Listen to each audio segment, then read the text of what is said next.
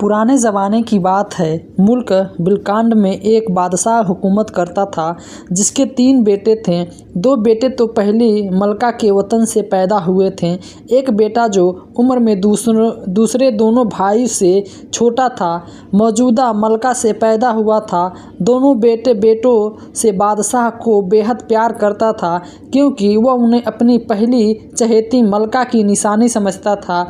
उनकी तरबियत के लिए माहिर उस्ताद मुकर्रम थे जो उन्हें मुख्तलिफ हथियारों से सवारी की जंगी तरबियत देते रहते। उनकी उम्र अभी बहुत कम थे लेकिन लायक और माहिर उस्तादों ने उनकी तंजगिरी नेजा बाजी शमशीर और जाने घुड़सवारी में माहिर बना दिया था। लेकिन सबसे छोटा शहजादा खुद जहन और लालची इंसान था। उसे अगर मोहब्बत और दिलचस्पी थी तो सिर्फ चौगान से थी। वह अक्सर पेशेवर चौगान खेलने में अपना कीमती वक्त सर्फ करता। उसके गिर्द चंद गैर मारूफ दरबारियों का टोला जमा हो गया था जो उसे मुखालफत और फजूल खेलों में मसरूफ़ रखते। एक दिन बच्चे ने वजीर व तदबीर को गजब तलब फरमाया। फ़ौरन हुक्म की तामील की गई और वजीर आलम शाही लिबास बेश तन किए हुए बादशाह के रूबरू पेश हुए तो बादशाह ने मुस्कुराकर कहा, आज हम अपने तीनों बेटों को मुख्तलिफ सीमांतों में रवाना करने का इरादा करते हैं और अगले साल इसी माह इसी तारीख को उन तीनों का इम्तिहान लेंगे।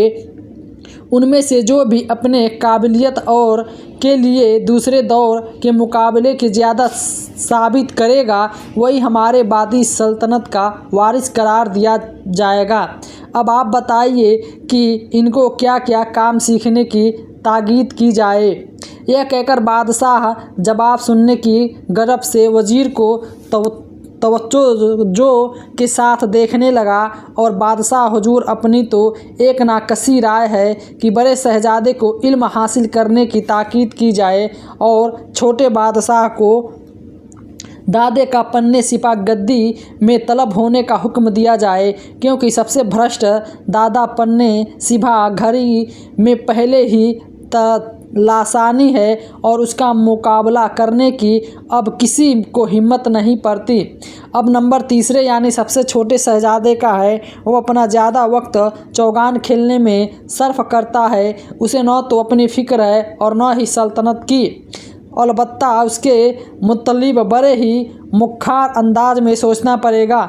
मेरी समझ में ये आता है कि वो बागवानी सीखने का हुक्म दिया जाए ताकि आइंदा वो सल्तनत में मशीनरी हाथ की हैसियत से काम करके राजशाही की इज्जत हुर्रम बढ़ाने का सबब बन सके, वरना उसमें काहिली और सुस्ती भरकर उसे सुल्तान के अमूर से लापरवाह और बेकार बना देगी।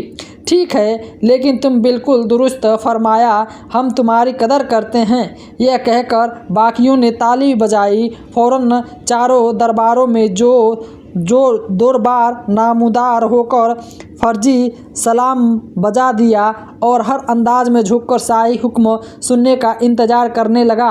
बादशाह ने उन्हें हुक्म दिया कि तीनों शब्दों को इसी वक्त जिस हालत में भी हमारे सामने पेश किया जाए। यह हुक्म सुनते ही आठों जोरदार जोर से दफ़ा करके इकरार के लिए अंदाज बादशाह के सामने झुकाया और फिर उल्टे पांव 2 की पोटलियों को गायब हो गया।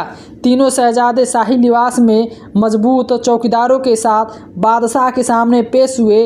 अजीज दादगान, हमारी हमेशा से यही हवाएं रही है कि तुम सल्तनत के कामों में हमारा साथ बटा लो। सल्तनत की जिम्मेदारी संभालना और उन्हें शकीले से निभाना कोई मामूली काम नहीं। इसके लिए बड़े बड़े वसी तजुर्बे और इल्म चाहिए। हम बूढ़े हो चुके हैं। हमारे बाद इस वसीह सल्तनत के कारोबार को कौन संभालेगा। हम चाहते हैं कि हम अपनी ज़िंदगी में ही अली वली अहद मुकर्रर कर जाएं ताकि बाद में तुम आपस में लड़ झगड़ कर बिलजा वजह कत्लोगान ना कर सको। मुझे वली अहद का चुनाव तुम तीनों में से करना है। तुम में से सबसे मौज सख्त जो भी होगा हमारी सल्तनत को वो संभालेगा। अब तुम तीनों को हमारा हुक्म है कि सल्तनत की मुखलफी अमूल्यित इल्मों का अदब से हासिल करो, सबसे बड़ा आलिम बन जाओ, लोगों के दिलों पे मोहब्बत और एहतराम पैदा करो, ताकि वापस आकर सल्तनत के दूसरे मुहाजिर राकी को इल्म की दौलत से मालामाल कर दे और आपको नाकाबिले शिकस्त और लकानी बना दे, ताकि अता की ने उन्हें सल्तनत में अता मुकाम पाए। अगर उसने बड़े शहजादे पर कद जाहिर कर दी तो मुल्क का वली अहद वही होगा। अब तीसरा फरमान तीसरे बेटे के लिए, चूँकि यह सबसे छोटा है इसलिए आमतौर पर वली आदि का यह हकदार नहीं, लेकिन इसे भी मौका दिया जाता है। इसके लिए जो तलाश किया जाए वो रात और बागानी तुम्हारा एक ही दिन और एक ही इम्तहान पर लिया जाएगा। जो भी आजमाइश के दूसरे भी सबक ले सक गया वो अव्वल आने वाले को वली अहद होने के शफ़क़ में नवाजा जाएगा। इम्तिहान 1 साल बाद इसी महीने और इसी तारीख को होगा। इसके लिए तुम सबको 1 हफ्ता पहले ही इल्तिला दी जाएगी, ताकि तुम सब तैयार होकर आओ और तुम लोग बंदोबस्त करो और शाम होने से पहले पहले दारुल लफ़ा की सरहदों पर पार कर लो। तीनों भाइयों ने तैयारी मुकम्मल कर ली और इसके बाद बादशाह से इजाज़त तलब करके दीवाने हाज के हाजिर के लिए और इजाज़त मिलने पे महल के तीनों सीमांत घोड़े पे सवार होकर घोड़े के लगा दिया। और दारुल ने उस वक्त चंद लोगों के जिसे साथ ले गए थे पहुंचने के कामयाब भी हो गए और मेहनत शौक़ लाई लगन हासिल करना शुरू कर दिया। उस्ताद भी उन्हें बड़े ही अच्छे मिले। फिर किस्मत उनका पूरा साथ दे रही थी। वह जल्द ही दर्शक के माहिर उस्तादों के दिल जीतने में कामयाब हो गए। हर एक उस्ताद उसे अपने महसूस फ़न अदब का ताक करने लगा। जल्द ही मुखालबित अलूम मोटी मोटी और भरी भरी किताबें पढ़ने लगे। छोटा से ज़्यादा जगह जगह उस्तादों में फ़न तलाश में मारा फिरता रहा, लेकिन वह अपने मकसद में कामयाब न हो सका। एक दिन उसका गुजर एक सल्तनत के दारुल हुकुम से हुआ। कोतवाल और उसकी कोतवाली अपने गुल्फ में आने का मकसद पूछा। शहजादे ने मालूम करके सब कुछ कोतवाल को बता दिया। कोतवाल यह सुनकर बेहद खुश हुआ और उसकी मदद करने के लिए हाँ में हाँ भर ली। इस फूले से पगड़ी से उन्हें माहिर दीजिए, ताकि हम अपने खून से मुजाहिर करके अपने भाइयों पे फजली साबित कर सकें, अपने आप को बादशाह की नज़र से बुली आदि का अलम साबित कर सकें। इसी गुर्ज के लिए शहजादा हमारे मुल्क में आया है। माहिर फंडरी में यह सोच विचार के बाद आखिर उस्तादी कबूल कर ली। आखिर में उस्तादी कबूल वो रोज़ झगड़े फसाद करने लगे। इसके बाद कुछ साल बाद बारीकियों के समझने की कोशिश का बाद एक वक्त आया कि उस मुल्क के शहजादे का मुद्दे मुकाबिल कोई न रहा।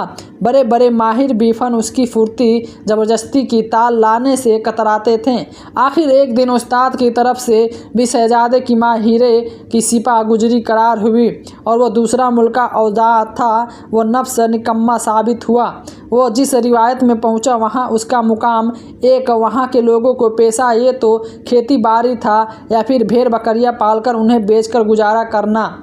जब वहां पहुंचा तो सारी बुरुस्ती लोग उसके चारों तरफ जमा हो गए और उन्हें पहले सिर्फ सुना ही था कि शहजादे ऐसे होते हैं, अब देख भी लिया था। उन्होंने शहजादे की बड़ी आभवत की, उन्हें दूध और खजूर खाने को दी। शहजादा ने ऐसी चीज़ें ज़िंदगी में पहली मर्तबा खाई और यही यहाँ का बड़ा होकर गया था। बादशाह ने फरमाया और मकसद भूल गया जिसके लिए उसे अपने मुल्क को छोड़कर इतनी दूर आना पड़ा था। अब तो रात दिन इसरत में कटने लगे। हर रोज़ वह दूध और खजूर खाने लगा।